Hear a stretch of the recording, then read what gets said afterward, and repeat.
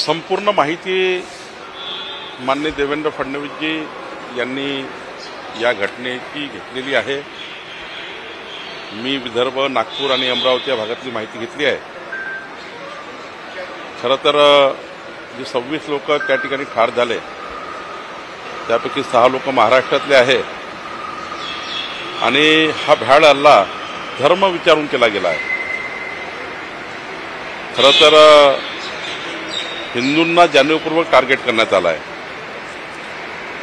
आणि अशा प्रकारची घटना काश्मीरमध्ये होणे म्हणजे या ठिकाणी एक डिवाइड करण्याचा फॉर्म्युला आतंकवाद्यांनी आणि मास्टर माइंडनी केलेला आहे। मला असं वाटतं यामध्ये आमचे पंतप्रधान नरेंद्र मोदीजी, आमचे देशाचे कणखर गृहमंत्री अमित शहाजी, संपूर्ण जे कुटुंब या ठिकाणी त्यांच्या घरातला जीव गेला आहे त्यांच्या पाठीशी उभे आहेत। आम्ही सर्व पाठीशी उभे आहोत, आमचे मुख्यमंत्री पाठीशी उभे आहेत।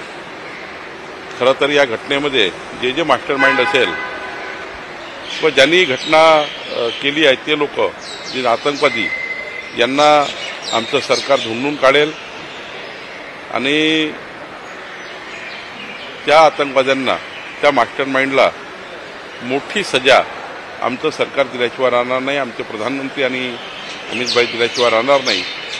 खरं तर या घटनेमध्ये राजकारण करण्याची गरज नाही। काही लोकांना दिवसभर राजकारण करायचं आहे म्हणून राजकारणाकरता बोलतात। अशा घटनेमध्ये संपूर्ण देश पाठीशी उभा करून एकसंघपणे सरकारच्या मागे उभं राहून त्या देशाला मजबूत केलं पाहिजे, महाराष्ट्राला मजबूत केलं पाहिजे किंवा या घटनेमध्ये जे परिवार गेले आहेत त्यांच्या पाठीशी संपूर्ण देशाने उभं राहिलं पाहिजे। या घटनेचं राजकारण करून काही लोक होडी बांधण्याचा प्रयत्न करतात।